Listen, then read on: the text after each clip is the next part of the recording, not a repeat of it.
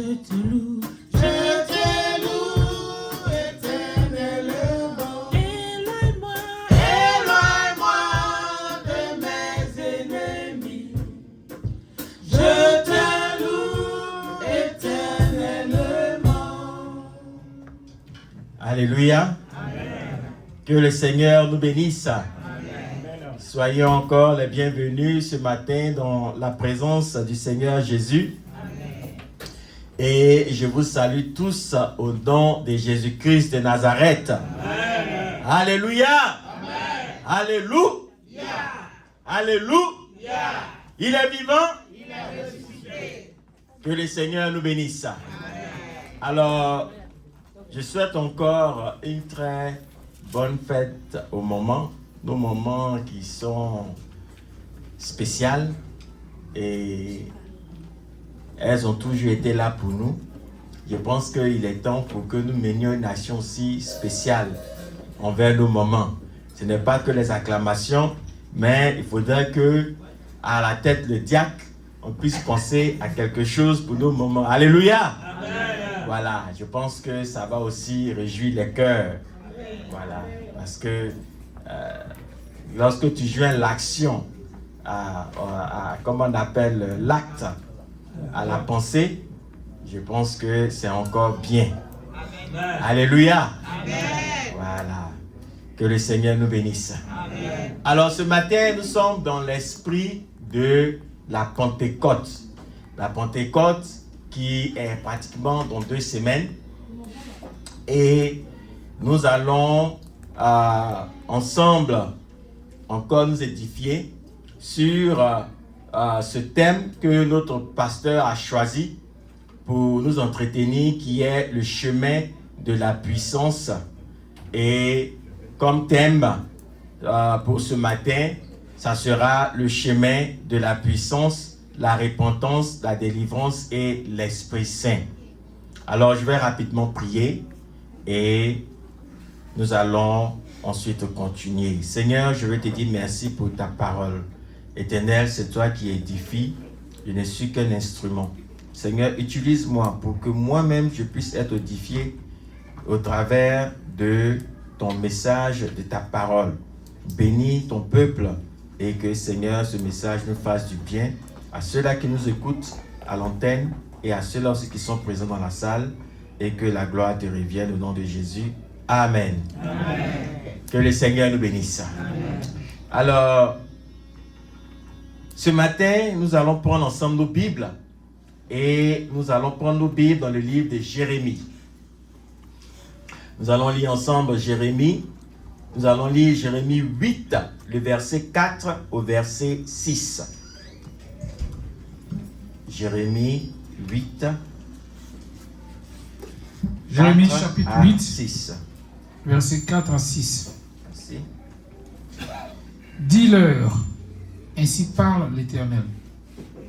Est-ce que l'on tombe sans se relever? Ou se détourne-t-on sans revenir? Pourquoi donc ce peuple de Jérusalem s'abandonne-t-il à de perpétuels égarements? Il persiste dans la tromperie, il refuse de se convertir. Je suis attentif et j'écoute. Il ne parle pas comme il devrait, aucun ne se répand de sa méchanceté et ne dit « Qu'ai-je fait ?» Tous reprennent leur course comme un cheval qui s'élance au combat. Amen. Amen. Amen. Bien-aimés, ce passage dans le livre de Jérémie nous interpelle. Et ce passage nous interpelle sur le premier niveau du chemin de la puissance. Et nous avons vu que le premier niveau du chemin de la puissance, c'est la repentance. C'est la repentance. Et donc le Seigneur dit dans ce passage que où se détourne-t-on? Je vais reprendre. Dis-leur, ainsi parle l'Éternel. Est-ce que l'on tombe sans se relever? ou se détourne-t-on sans revenir? Pourquoi donc ce peuple de Jérusalem s'abandonne-t-il à de perpétuels égarements? Alléluia. Amen. La repentance est la première des choses lorsque nous cherchons le Seigneur. Et je le dis toujours que quelqu'un qui n'est pas repentant, c'est-à-dire qu'il ne peut pas comprendre qu'il est dans l'erreur. Il faut d'abord comprendre, c'est-à-dire dire que ce que tu fais est mal. Et le Seigneur dit, est-ce que quelqu'un tombe sans se relever? Et celui qui ne se repent pas est comme une personne qui tombe mais qui ne se relève pas. Parce que la personne continue dans son péché. Parce que la personne continue de faire ce qui est mal. Et la Bible va encore plus loin pour dire, est-ce que quelqu'un qui se détourne ne revient pas? Aujourd'hui, nous avons les GPS. Et les GPS, lorsqu'on se détourne de la route, le GPS va te dire, retourne-toi. Parce que tu as manqué le but. Et le péché, c'est manquer le but. La destination. La destination que le Seigneur veut que tu prennes. Mais lorsque nous sommes dans le péché, alors nous nous détournons de cette destination-là. Et la parole de Dieu nous interpelle. Ici, le Seigneur interpelle le peuple de Jérusalem pour dire, mais jusqu'à quand vous allez continuer dans ce que vous faites? Vous allez perpétuellement vous égarer, c'est-à-dire rester dans l'égarement, rester dans le péché. Et comme nous le savons, Jérémie est l'un de ces prophètes-là qui a interpellé le peuple de Dieu. Le peuple de Dieu vivait dans le péché. C'est-à-dire qu'à un moment, ils ont abandonné même la main de Dieu. C'est-à-dire qu'ils ont renié même Dieu. Ils se sont fait des dieux de Baal. C'est-à-dire ils se sont créés d'autres dieux. Ils ont commencé à adorer d'autres dieux. Ils ont commencé à faire des choses qui ne plaisaient pas à Dieu. Et Dieu a commencé à susciter Jérémie. Et il a commencé à dire à Jérémie, parle à mon peuple. Comme aujourd'hui nous parlons. Que ce qu'ils font est mauvais. Mais ils n'ont qu'à se détourner de ce qu'ils font là. Pour que moi, Dieu, je puisse prendre plaisir à eux. Et la Bible nous dit que lorsque Jérémie est venu parler, comme aujourd'hui nous parlons, le peuple d'Israël disait, ça tu nous fatigues. C'est toujours Dieu, Dieu là, même, il n'existe pas. Nous, on a notre Dieu ici que nous, on veut prier, que nous, on veut adorer. Et ils ont commencé à maltraiter le prophète Jérémie. Comme aujourd'hui, il y a des gens qui insultent les hommes de Dieu. Partez sur les réseaux sociaux, vous allez voir. Qui, comment dire, insultent, dénigrent les hommes de Dieu. Ah, l'église là, c'est pour prendre votre argent. Ah, les hommes de Dieu là, c'est pour faire du n'importe quoi, les mamailleurs. Mais parce qu'il y a des hommes de Dieu qui sont dans le péché. Et qui ne veulent pas se relever de ce péché-là. Et puisqu'ils sont dans le péché et qu'ils font le mal, et que d'autres personnes voient ce mal-là, alors ils attribuent ce mal-là à toute l'église. Et ça dénigre aujourd'hui les hommes de Dieu. Au point où même on dit que vous-même vous partez à l'église, c'est pour perdre votre temps là-bas. Vous passez même là, c'est pour voler, les gens vont vous blaguer pour prendre votre argent. Mais cet argent-là, ce même argent-là, quand tu vas leur demander, il est assis devant la bière et il est en train de savourer sa bière. Il est assis en boîte de nuit et il est en train de savourer sa liqueur. Il va aller prendre l'argent pour aller acheter des choses même qui n'ont même pas de sens.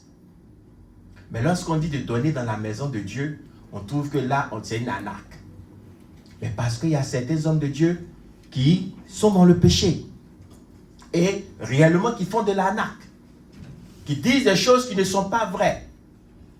Et la parole de Dieu dit, mais jusqu'à quand vous allez continuer ces choses-là? Est-ce que quelqu'un qui tombe ne va pas se relever? Et la parole de Dieu nous dit, le premier pas, lorsque nous cherchons la puissance dans l'évangile, c'est de se repentir. C'est de se repentir. Bien-aimé, Jean-Baptiste, la première des choses que Jean-Baptiste a eu à faire, c'est de demander aux gens de se repentir. Ce n'est pas faire les offrandes, faire les grosses dîmes et tout ça là. La première des choses, repentez-vous quand le royaume des cieux approche. Amen. Changez.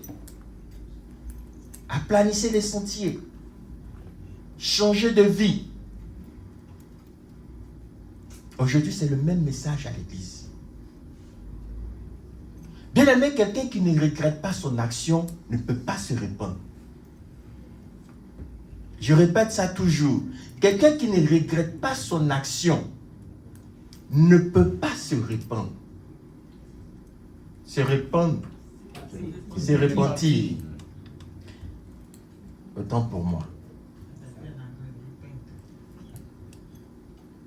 Je ne veux pas se repentir. Et donc, dans l'église, plusieurs fois, nous menons certaines actions. Nous menons des actions où nous devons nous repentir. Mais, tu vas voir le frère, il va toujours chercher quelque chose à justifier. C'est-à-dire, il va toujours justifier, c'est-à-dire ce qu'il a fait. Bon, tu as offensé ta soeur, tu as offensé ton frère. Au lieu de reconnaître que tu as offensé la personne, tu vas trouver plutôt que « Ah, mais il ne devait pas dû parler comme ça. » Ok, il ne devait pas dû parler comme ça, mais ta parole l'a offensé. Il faut te repentir pour dire que vraiment, ce que j'ai fait là, c'est mauvais. C'est mal, excuse-moi. Et tu vas voir que toi-même, il y a la paix qui va venir dans ton cœur. Et aussi la personne à qui tu as mené ce acte-là, la personne à qui tu as parlé de cette façon, va aussi, même si la personne est fâchée, au moins commencer à reprendre un certain sens pour dire que, ok, peut-être qu'on peut essayer de se pardonner et marcher ensemble. Aujourd'hui, beaucoup de foyers sont divisés à cause de la repentance. Si vous voyez les foyers qui sont en instance de divorce, c'est parce qu'il ne veut pas se repentir. Parce qu'il ne veut pas accepter que la faute vient de lui, ou bien la faute vient d'elle. La faute, là, c'est de l'autre personne. Moi, je suis parfait, je suis bien, j'ai raison. Mais c'est l'autre personne là qui n'a pas raison.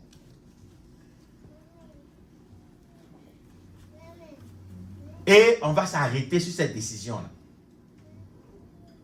Pour dire non, que c'est elle qui doit demander pardon. C'est pas moi qui dois demander pardon, c'est lui qui doit demander pardon. C'est pas moi qui dois demander pardon. Mais lorsque la vraie repentance vient, vous voyez que ça réconcilie les cœurs.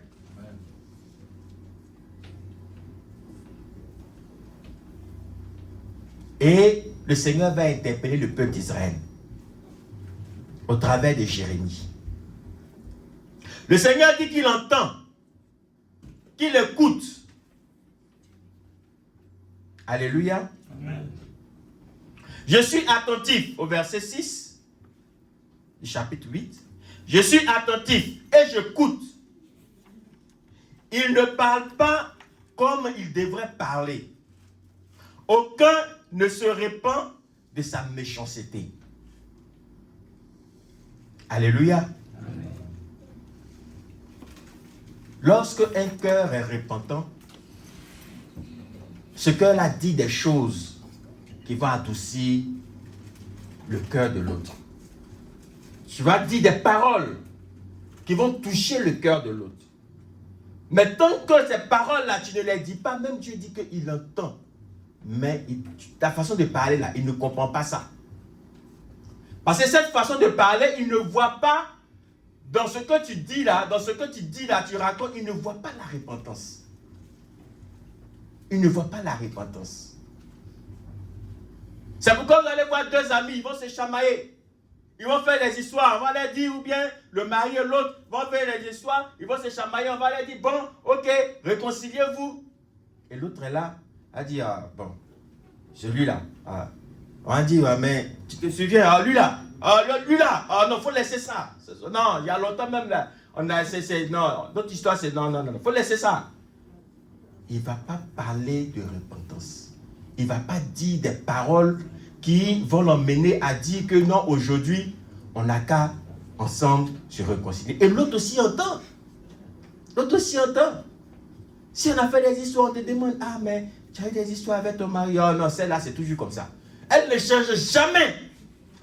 Il ne change jamais. C'est toujours lui. Moi, je suis fatigué de cette affaire-là. Moi, aujourd'hui, c'est fini. Je prends ma décision. Mais vous allez voir que lorsque l'autre va dire, bon, vraiment, vous êtes venu pour parler de l'affaire, c'est vrai, j'étais fâché. Mais j'ai décidé de pardonner. Sur le champ, là, vous allez voir que ça va changer l'atmosphère. Et ceux-là qui sont venus même pour vous aider, me m'ont dit, ah, maintenant tu as bien parlé. Tu as bien parlé maintenant. C'est ça là, depuis on voulait entendre. Bien aimé, la repentance va venir avec des mots doux. Avec des mots qui vont aussi calmer le cœur de l'autre.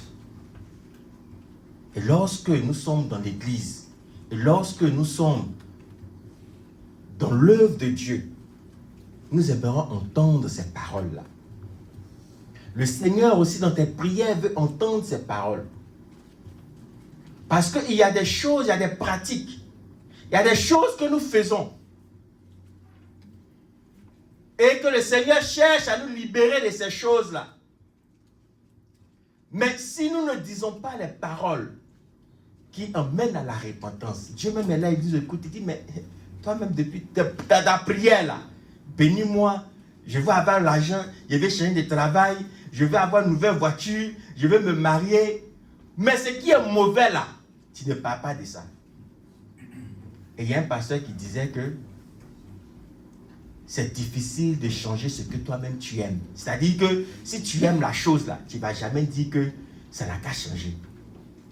Et la repentance commence par là. Il faudrait que tu aies du dégoût pour cette chose-là. Et maintenant, le Seigneur va t'aider à pouvoir changer. Je vous ai donné mon témoignage. La dernière fois, lorsqu'on était à la levée de fonds de notre maman Constance. Et je disais que les boîtes de nuit, il n'y a pas un lieu où je vais arriver, une ville où je vais arriver et je ne vais pas chercher boîte de nuit là-bas. Il n'y a pas. C'est-à-dire le peu de temps que j'ai fait à Abidjan avant de venir ici. Toutes les boîtes de nuit d'Abidjan, j'ai connu toutes les boîtes de nuit d'Abidjan. Il n'y a pas une seule boîte de nuit. C'est-à-dire que quand le nom sort, les nouvelles boîtes de nuit, on dit il y a l'inauguration, on va chercher. Même si on n'est pas parti à l'inauguration, on va chercher à aller là-bas. Il n'y a pas une seule. Alléluia. Amen. Mais vous pensez que si affaire de boîte de nuit encore toujours dans mon cœur, je peux venir m'arrêter ici, à l'église, pour parler comme ça? Non, il faudrait que j'ai le dégoût, que ça ne me dise plus rien. Amen. Que moi-même je me dise que mes boîtes de nuit là, ça ne me plaît pas. Et c'est comme ça que la délivrance arrive. Amen. Il y a certaines choses que nous-mêmes nous chuchotons, que nous aimons. Et même quand il faut prier, toi-même tu ne veux pas prier pour ça. Mais comment tu peux être délivré? Et c'est en cela que le Seigneur dit, mais il entend, c'est-à-dire tes paroles là, tes prières, elle entend, mais ce sujet-là même là, toi-même là, c'est comme si, non, il faut laisser ça. Même quand le diable même vient, lui-même il veut quitter ça, il va arracher dans ta main, il dit, non. Là, ça là, c'est un péché mignon là, ça n'a qu'à rester à côté de moi. La repentance commence par l'acceptation de ce que tu fais là, ce n'est pas bon. Et c'est ainsi que le Seigneur maintenant va chercher à t'aider. Le Seigneur cherchait à aider le peuple d'Israël. C'est comme un père qui aime son enfant. Mais comme tout père, aujourd'hui on parle des mères, comme une mère qui aime son enfant. Et comme toute mère, elle va donner les conseils à son enfant pour dire, ne fais pas ceci, ne fais pas cela. ne fais pas ceci, ne fais pas cela. Mais tant que l'enfant ne prend pas la décision de changer cela, alors ça devient difficile. Ça devient difficile. Parce que autant la maman aime l'enfant, autant le papa aime l'enfant, il ne peut pas avoir de véritable changement tant que l'enfant lui-même n'a pas décidé de dire que ça là, je décide de laisser. Alléluia. Amen.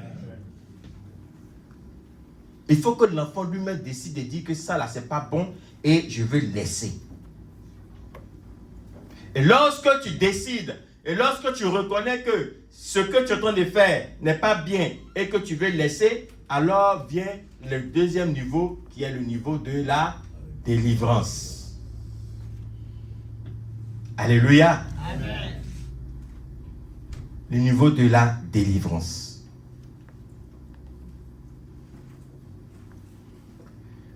Et dans le chemin de la puissance, ce deuxième niveau de la délivrance, nous l'avons aussi associé à la Pâque. À la Pâque.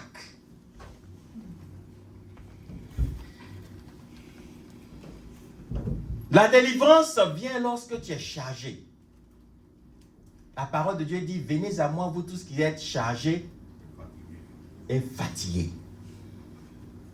Et je vous donnerai le repos.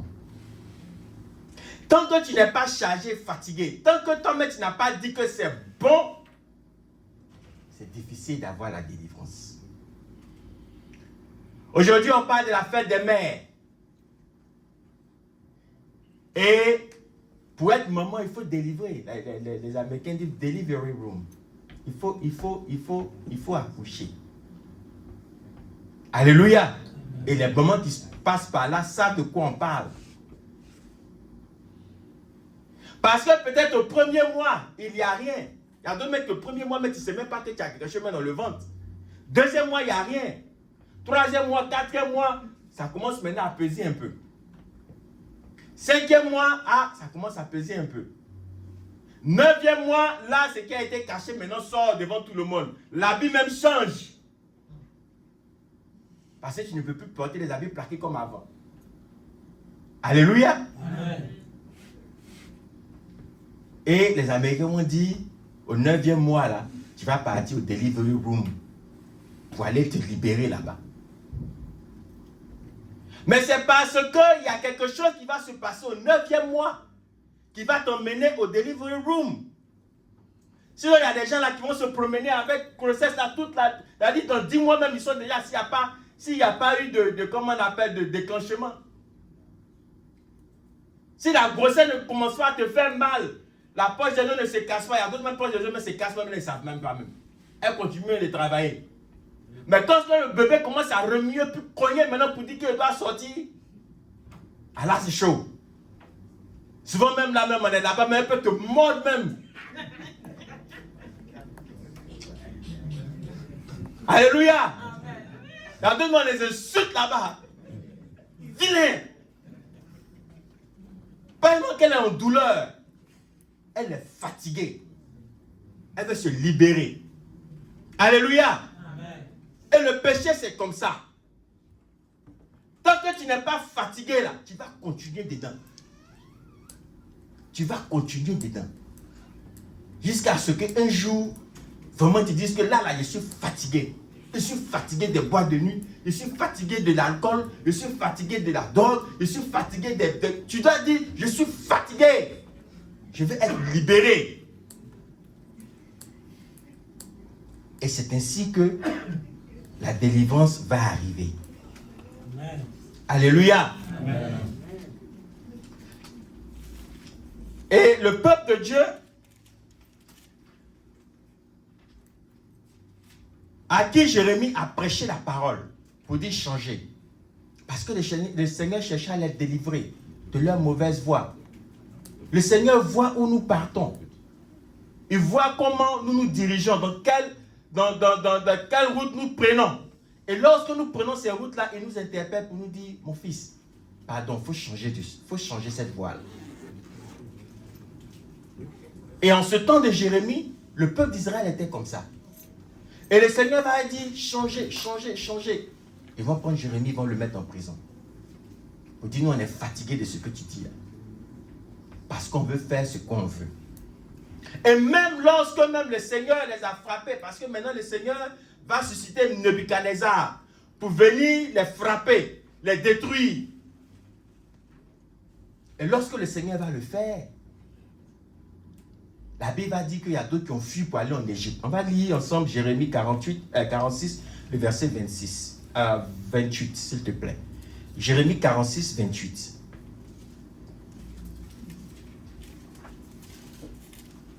Jérémie 46, 28. Jérémie chapitre 46, verset 28. Toi, mon serviteur Jacob, ne crains pas, dit l'Éternel, car je suis avec toi. J'anéantirai toutes les nations parmi lesquelles je t'ai dispersé. Mais toi, je ne t'anéantirai pas. Je te châtierai avec équité. Je ne puis pas te laisser impuni. Amen. Amen. Alléluia. Amen.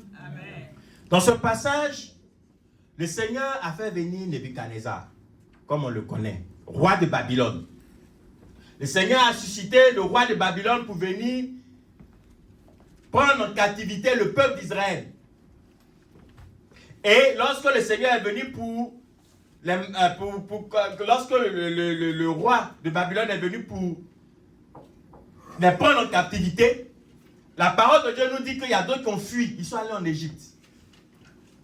Égypte où le Seigneur a dit, les Jésusiens n'avaient plus les voir. Il y a d'autres qui ont dit non, allons en Égypte, il y a d'autres qui ont pu fuir, ils sont arrivés là-bas. Et le Seigneur leur a dit, vous qui êtes arrivés en Égypte là, ne pensez pas que je vais vous laisser là-bas. Le roi de Babylone va arriver en Égypte là-bas. Et lorsqu'il va arriver, il va massacrer les Égyptiens là. Il va les massacrer, mais vous là, je vais vous châtier. Pourquoi? Parce qu'il y a des gens, ils sont dans l'église, mais ils ne veulent pas changer. C'est-à-dire qu'ils sont dans l'église, on prêche, mais ils préfèrent vivre comme les gens vivent dans le monde là-bas. Là. Ils préfèrent ça. Ils sont dans l'église, quand on parle, c'est eux qui vont dire, bon, votre église, vous nous fatiguez. C'est pour attacher le foulard ici. C'est pour ne pas porter bijoux ici.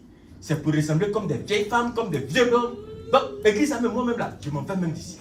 Ils vont repartir en Égypte. C'est-à-dire ce qu'ils faisaient avant là. Ils vont repartir là-bas. Dans les marqués, dans les bars, c'est là-bas qu'ils se plaisent. Mais Dieu dit, il écoute. Mais il n'entend pas les paroles de délivrance. Et Dieu va dire à Jérémie, ceux qui sont allés en Égypte, il faut leur dire que j'arrive là-bas. J'arrive là-bas. Dieu nous aime. C'est-à-dire, il aime l'homme. Mais il hait le péché. Amen. Et puisque certains ne veulent pas être délivrés, on va beau prêcher, ils ne vont pas changer de vie. Ils ne veulent pas changer.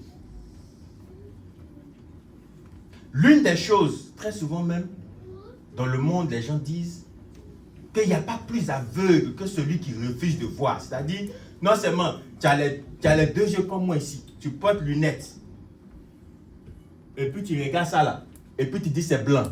On dit non, c'est noir. Tu dis non, non, c'est blanc. C'est-à-dire toi-même, tu refuses d'accepter ton état. On te dit que tu es dans le péché, mais toi tu dis non, non, non, non, je ne suis pas dans le péché. La dernière fois, je parlais avec ma femme, et puis elle me dit non, ton ventre est gros. Je dis non, mon ventre n'est pas gros. Elle dit non, tu ne veux pas reconnaître que ton ventre est gros. Je dis non, non, non, mon ventre, c'est-à-dire il est un peu petit, il est un peu, mais il n'est pas gros. C'est-à-dire qu'on cherche toujours les alibis. C'est-à-dire, ce qu'on ne veut pas, il est gros, il n'est pas gros. Bien aimé, gros ventre des femmes là, ce n'est pas seulement les femmes pour que 9 fois d'accoucher. Gros ventre des hommes là aussi, là, c'est pas là. C'est maladie. Voilà. Ventre plat là, c'est pas pour être sexy, hein. Ça veut dire que tu es en bonne santé. Pour la plupart du temps. Parce que quand tu as un gros ventre comme ça, C'est-à-dire qu'il y a ce qu'on appelle le visceral fat, c'est-à-dire la graisse que le corps accumule parce que ça ne peut pas rentrer dans les muscles. Parce que les muscles ont besoin de cette énergie-là transformée qui permet comme on appelle, aux muscles de travailler. Mais puisqu'il y a trop, on met ça dans ton ventre. Mais ce qui va se passer, ça va se passer comme les femmes. Il y a un moment, tu vas voir que il y a la tension qui va venir. Il y a ce qu'on appelle le diabète qui va venir. Toutes les maladies chroniques, là, vous allez voir que c'est de là que ça vient. La plupart. Donc c'est une interpellation. Si tu ne sais pas ça aujourd'hui, si tu as un ventre comme ma mère, il faut chercher à diminuer ça. Avant que tu ne tombes malade. Alléluia. Amen. Parce que très souvent, nous sommes dans ce qu'on appelle le denial. C'est-à-dire que non, ça va. Tu es des chrétiens, tu es dans le péché. Mais c'est toi qui dis toujours ça va, c'est toi qui es toujours le saint. Maintenant, le jour que Dieu va te frapper, que tu vas devenir sujet de prière dans l'église, on va dire non, c'est le chrétien qui est sujet de prière. Oh, Dieu m'a averti. Et ma femme, la dernière fois, il y a un pasteur qui nous enseigne souvent. Il n'a pas dit son nom parce que ça, c'est mon sujet. Qui nous enseigne souvent dans les prières matinales. Il a dit à ma femme, dis à ton mari de m'appeler. Elle dit, ah, il y a quoi encore? Elle dit, ah, voilà le pasteur, il a dit de l'appeler. Oh, il a pris mon téléphone, je l'ai appelé. Il dit, ah, bien-aimé, on ne parle pas, je ne te connais pas. Bon, ta femme, au moins, je la connais, toi, je ne te connais pas. Mais voilà ce que Dieu dit. Tu ouvres des portes. Mais si tu ne fais pas attention, le diable va utiliser ça pour te frapper très fort. Bien-aimé, dans ça, il n'y a pas de discussion. C'est-à-dire qu'il y a des choses là, Dieu fait ça parce qu'il t'aime. Sinon, tu peux sortir, puis tu te cognes et puis c'est fini. Il y a beaucoup de personnes ici là qui sont parties matin là même, là, comme la diaconesse l'a dit, qui ne sont pas réveillés. Il y a les pasteurs parmi eux. C'est pas parce que nous sommes ici, là, on est plus saints qu'eux. Mais Dieu prend le temps d'avertir. Jérémie a pris le temps d'avertir.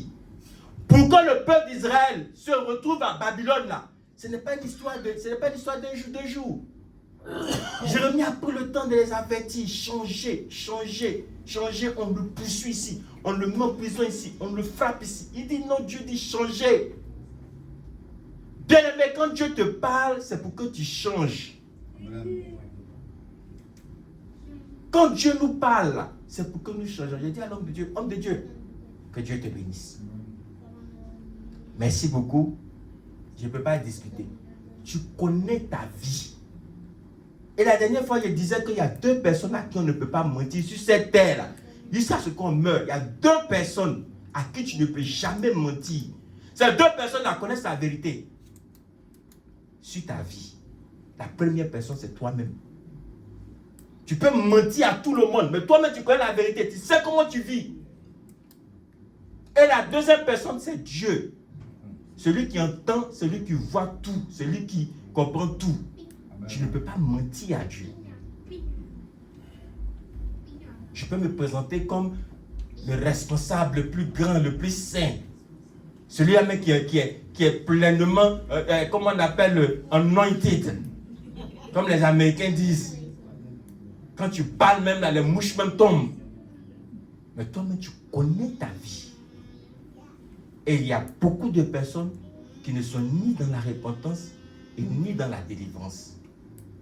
Et qui refusent de comprendre que ce qu'ils font, ce quoi ils sont là, ce n'est pas bon. Bien-aimé, le Seigneur nous interpelle ce matin. Amen. Si nous voulons une vraie délivrance, nous devons avoir aussi une vraie repentance. Et la vraie repentance, c'est de dire que vraiment, Dieu, aide-moi. Bien-aimé, ce n'est pas facile. Il faut qu'on se dise la vérité. Moi, je ne vais pas venir vous mentir. Je suis responsable, mais je ne vais pas venir vous mentir. Il y a des choses, ce n'est pas facile de laisser. Il y a des choses, ce n'est pas facile de laisser. Mais quand tu pries, tu demandes au Seigneur de t'aider, bien-aimé, ça arrive. Amen. ça arrive. Il y a des choses que tu pries, quand tu dis vraiment à Dieu. Et c'est ce qui faisait la force de David. Parce que David, il y a des repentances qui sont sincères. Il dit à Dieu, Seigneur, moi je reconnais que je suis faible. Aide-moi. Sois mon rocher, sois mon bouclier. Protège-moi. Garde-moi de mes ennemis. Je n'ai pas de force. Dieu, pardon, aie pitié de moi. Et quand Dieu entend ces paroles-là, il voit que vraiment tu es sincère. Le Seigneur va aider, va chercher à t'aider, à changer de vie et à être transformé. Et comme le pasteur, il y a l'un des pasteurs qui nous entretenait dans les samedis, il a dit, je crois que c'était le docteur Kwasi Thomas, qui a dit que la vraie repentance, c'est quand tu dis que tu arrêtes. C'est quand tu dis que tu arrêtes. Et que ce que tu fais là, c'est pas bien et que tu prends la décision d'arrêter. C'est là où la vraie repentance arrive. Mais des fois, c'est pas facile. Aujourd'hui, tu peux prendre la décision d'arrêter, puis demain, tu retombes dedans. Bien aimé, on est humain, ça se passe. Même des pasteurs tombent. Mais la Bible dit, est-ce que ceux qui tombent là, ils ne vont pas se relever? Est-ce que quand tu tombes là, tu ne vas pas te relever? Alléluia. Amen.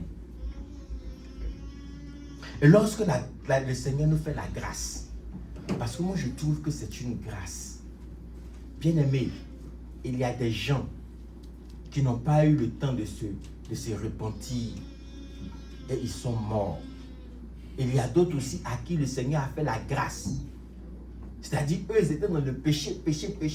Mais le dernier jour, c'est-à-dire sur leur lit de comment on appelle, de mort là, ils ont dit vraiment, j'accepte le Seigneur Jésus.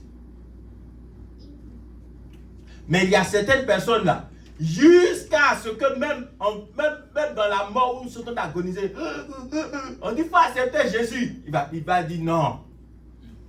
Ces personnes, on les a vues aussi.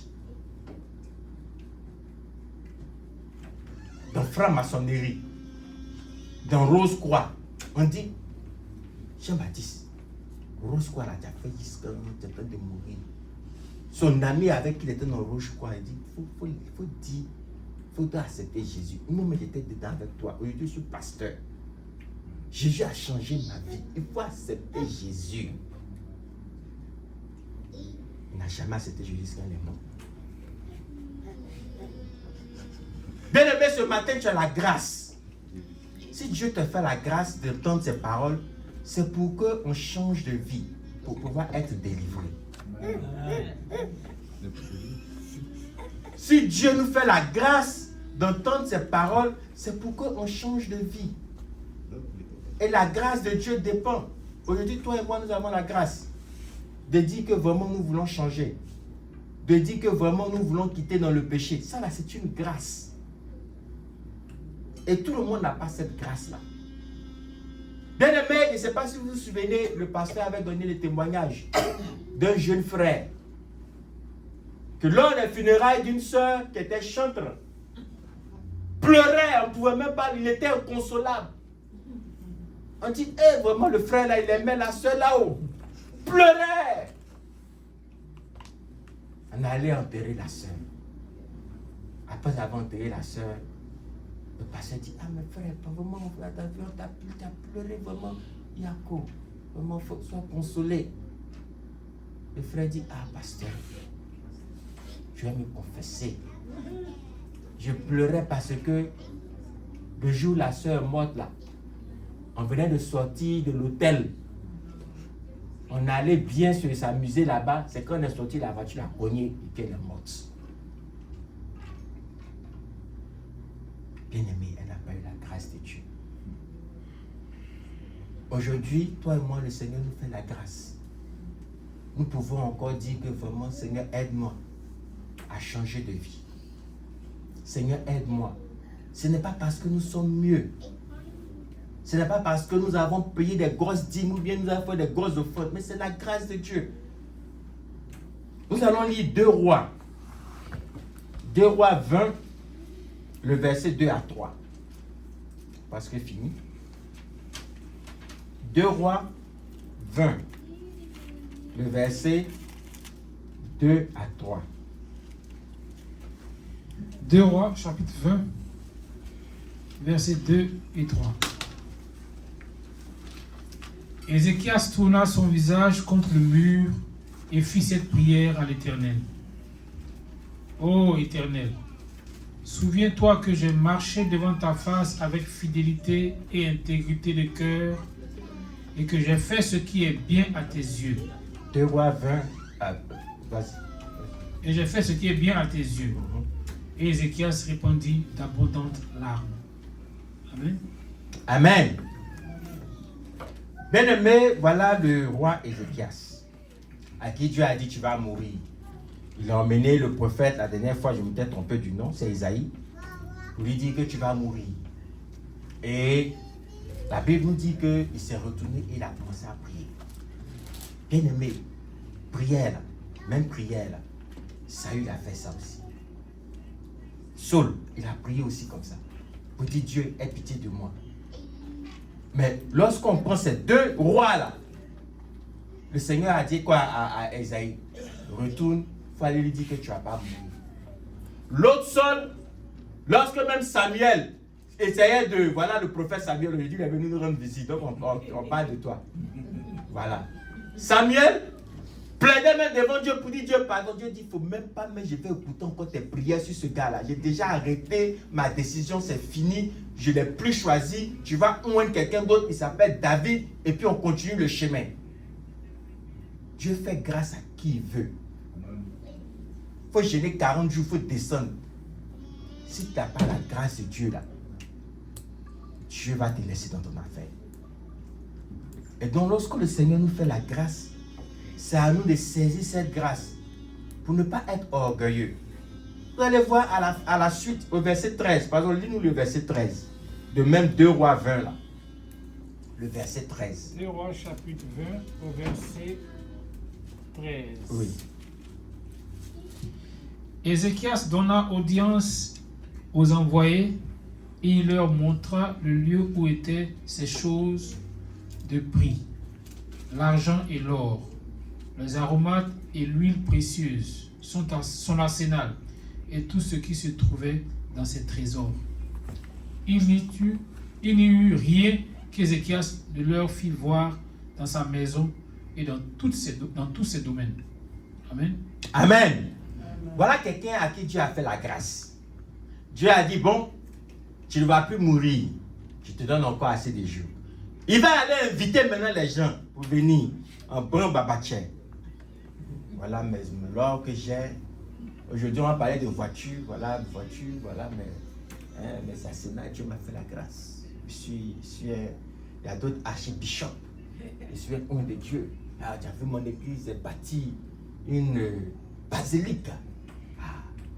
Et il est dans l'orgueil. Bien aimé, Dieu nous fait la grâce là, pour nous repentir. Ce n'est pas pour être orgueilleux. Si Dieu t'a béni et que Dieu t'a donné assez, ce n'est pas pour être orgueilleux. C'est pour que tu puisses servir Dieu et c'est pour que tu puisses aussi donner la gloire à Dieu. Quand il a fini ça, là, Dieu a dit à préfet, il faut repartir. Il faut lui dire que Babylone là, va venir. C'est-à-dire, on va déporter. C'est là, commence à faire de Babylone. Quand vous lisez la suite comment on appelle, du chapitre 20, là, vous allez voir que c'est là qu'il va dire que Babylone va venir prendre tout ce que tu as montré là. Tout ce que tu as montré là, Babylone va venir ramasser tout. Même lui-même là, ne va pas rester là-bas. C'est pour nous dire que, bien aimé, si Dieu nous a bénis, c'est une grâce. Si Dieu t'a béni, c'est une grâce. Tu es aux États-Unis, Dieu t'a béni. Il ne faut pas appeler les gens en Afrique pour les insulter. Vous êtes pauvres. Vous ne foutez rien. Vous ne savez pas vous débrouiller. Si Dieu t'a béni, c'est pour que non seulement tu glorifies le nom de Dieu, mais aussi que tu sois humble. Que tu sois humble. Et le dernier, c'est l'Esprit Saint. Et l'Esprit Saint, nous allons lire Actes des Apôtres. Nous allons lire Actes des Apôtres 1, le verset 8. Actes des Apôtres 1 au verset 8. Actes chapitre 1, verset 8. Mais vous recevrez une puissance, le Saint-Esprit, survenant sur vous, et vous serez mes témoins à Jérusalem, dans toute la Judée, dans la Samarie et jusqu'aux extrémités de la terre. Amen. Amen. Alors, dans le Acte des Apôtres, voilà le Seigneur Jésus qui, après sa mort, après sa crucifixion, est revenu à la vie, il est ressuscité et il est avec maintenant ses disciples. Et il dit maintenant à ses disciples que je vais partir. Je vais partir, mais l'Esprit Saint va venir. Ce qu'on attend à la Pentecôte, là, ça va venir. Et cet Esprit Saint là sera là. Et cet Esprit Saint va permettre à ce que vous puissiez aller de l'avant. Normalement, tu es mort, tu es ressuscité. Nous, on s'attend à toi, tu es ressuscité là. Il faut maintenant que tout le monde voit que tu es ressuscité. Ou bien, quelqu'un qui est mort, qui est ressuscité. Si tout de suite là, il y a un pasteur qui fait un miracle. Il y a d'autres même, on met ça sur Facebook pour dire qu'ils ont ressuscité un mort. Mais tout le monde va vouloir que le pasteur là, il va vouloir partir dans son église. Ou bien. Mais il dit non, moi je vais partir. Parce que s'il ne veut pas, l'Esprit Saint ne peut pas venir. Et l'Esprit Saint, c'est la personne. C'est une personne. Et lorsque l'Esprit Saint vient, c'est cet Esprit Saint là maintenant qui te convainc à pouvoir parler de la parole de Dieu. Bien aimé, les disciples étaient dans la chambre haute. Ils étaient enfermés. Même quand Jésus est mort, là mais c'était encore pire même. Ça y est, chacun s'est cherché. Pour dire l'affaire de Dieu là même, c'est bon même. Celui même qui en compte là même là, il est mort. Alléluia. Amen. C'est l'Esprit Saint qui nous donne la force de parler comme nous parlons là. Sinon avant là, tu peux parler de, je ne sais pas, de quelle heure, de 15 heures au téléphone, à femme jusqu'à 20 heures, il n'y a pas affaire de Dieu dedans. Tu n'as pas parlé d'affaires de Dieu même. Il y a des causeries même vous faites. On ne parle pas d'affaires de Dieu, mais c'est l'Esprit Saint qui fait que maintenant là, quand tu causes, mais tu dis affaires de Dieu dedans. C'est cet Esprit Saint là qui fait qu'aujourd'hui tu peux au moins confesser que tu es chrétien. Tu as des causeries, mais tu fais là, tu dis même pas même que tu es chrétien dedans. C'est les gens qui te demandent, ah tu vas à l'église, ah oui, je vais à l'église. Même ça, même tu dis, ah bon, c'était quelques dimanches, hein. Il y a d'autres, il y a non, bon, de temps en temps je vais, mais sinon. Il y a d'autres, on dit, non, tu es pasteur. Non, je ne suis pas pasteur. Non, je ne suis pas pasteur. C'est-à-dire même que il faut que l'Esprit Saint soit en toi pour pouvoir avoir un différent langage. C'est l'Esprit Saint qui fait que tu acceptes le Seigneur. Aujourd'hui, ceux qui sont dans la salle, aujourd'hui, vous qui êtes là, c'est à cause de l'Esprit Saint. Moi, je me souviens, des matins, on se lève là. Hein? La vacancière, c'était la bière dans le temps, la petite bière des vacances. On s'assoit le matin, c'est vacancier, on boit. On cherche à jouer ballon, et puis après ça, on va se limer d'un bon gaba avec une bonne bière, et puis la journée est gagnée. Il n'y a pas affaire de Dieu dedans. Bon, de temps en temps, quand on veut se jouer un peu comment on appelle les peu chrétiens là, bon, on va aller le dimanche à l'église catholique, mais tu vois, même quand tu vas là, c'est pas, il y a une petite go là-bas que tu veux voir. Elle dit, mais c'est même pas affaire de Dieu, même tu vas chercher. Mais quand l'Esprit Saint vient là, bien aimé, tu vas marcher pour aller à l'église. Tu vas venir là, tu vas taper les mains et tu vas te réjouir. Tu ne vas pas entendre à ce que DJ met musique avec bouteille de liqueur pour danser. Non. Tu vas danser même dans la joie, sans que quelqu'un même te demande quelque chose même. Et ce qui fait ça là, c'est l'Esprit Saint. Et cet Esprit Saint là, on l'appelle le paraclet. Bien aimé, il y a des chansons, même nous on a chanté, il y a des fois même moi-même, je dis, c'est parce que quand on chante là, on ne met pas le micro devant les gens, sinon il y a des choses là, les gens disent, attends, mais tu as demandé, c'est la même chanson on chante. Paraclet là, avant moi il disait paraclet. Je reconnais, je me réponds. Mais ce n'est pas loin. Parce que le paraclet, c'est le défenseur aussi. C'est l'intercesseur. C'est l'ami fidèle, le consolateur. Bien-aimé, l'Esprit Saint qui vient, cet Esprit vient pour pouvoir changer nos vies. Et c'est comme un ami. Nous avons eu des amis. Comme moi, dans le temps, j'avais accepté le Seigneur au collège. Mon groupe d'amis avec lesquels je priais, là, ce groupe d'amis-là, quand j'ai commencé à fréquenter les boîtes de nuit, je me suis détourné d'eux. C'est la même chose comme l'Esprit Saint. L'Esprit Saint, c'est l'ami qui va te donner les conseils d'aimer l'Église, d'aimer lire la Bible, d'aimer prier, d'aimer la présence de Dieu. C'est l'Esprit Saint qui fait ça. Et quand l'Esprit Saint n'est pas là, il faut te dire que l'autre ami là, les amis de gasoil, là, les amis de boîte de nuit, là, les amis de aller, tous ceux-là, ce sont les démons, ce sont les... Donc tu as ces pensées-là. Sache que ce n'est pas les pensées qui viennent de l'Esprit Saint. Et lorsque l'ami, l'Esprit Saint est avec toi et que tu t'accroches à l'Esprit Saint, la Bible dit que les fruits dans Galates 5, 22, les fruits de l'Esprit vont faire que tu vas commencer à être quoi? La bonté, l'amour, la patience. C'est ce que l'Esprit Saint va t'emmener à faire. Ça veut dire que tu marches avec l'Esprit Saint. Et si tu ne marches pas avec cet ami qui est l'Esprit Saint, les autres choses que tu vas avoir, c'est quoi? C'est la haine, les injures. Et c'est pourquoi c'est une lutte perpétuelle. C'est une lutte perpétuelle. La délivrance vient lorsque tu décides de marcher avec l'Esprit Saint.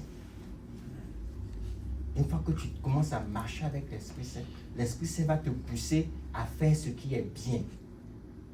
Si tu vois que tu es poussé à faire ce qui est mal, les rancunes, tu ne pardonnes pas, c'est toi qui fais les histoires, c'est toi toujours qui insultes les gens, c'est toi toujours qui fais les palabres, c'est toi toujours, il faut savoir que tu chasses cet ami qui est l'Esprit Saint.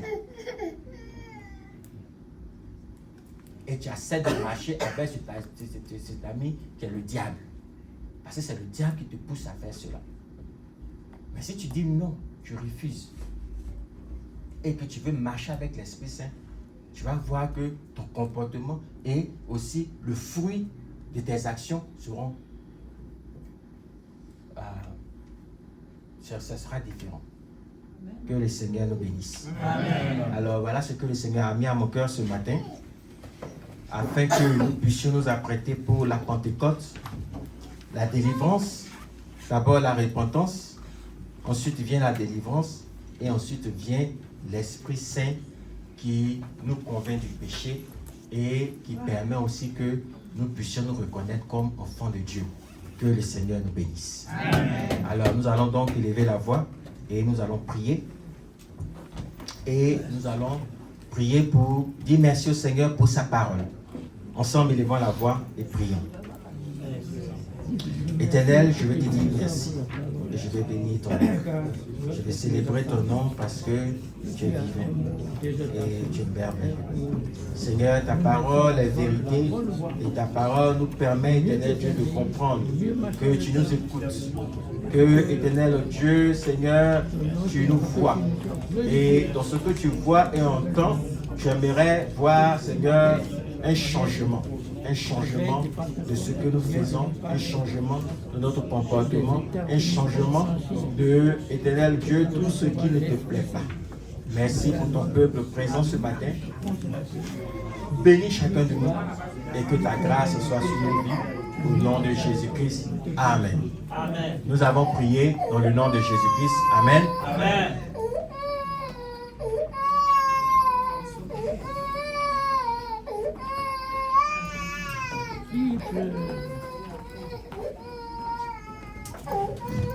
Alléluia. Amen.